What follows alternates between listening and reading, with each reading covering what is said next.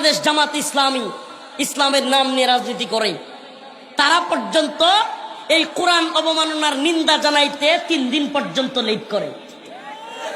হ্যাঁ রে কোরআন আবার কি কয়, আমরা সংসদে কোরআন নিয়ে যাব। সংসদে কি করবে? কোরআন নিয়ে যাবে।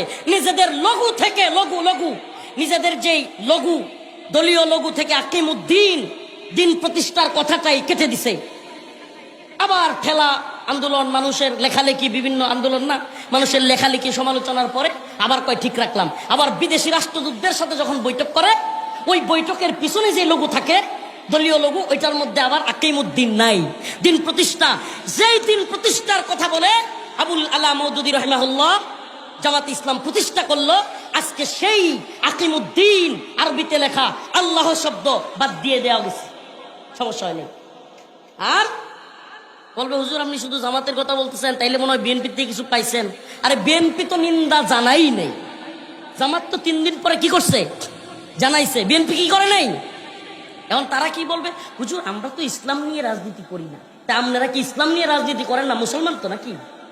না মুসলমানও না।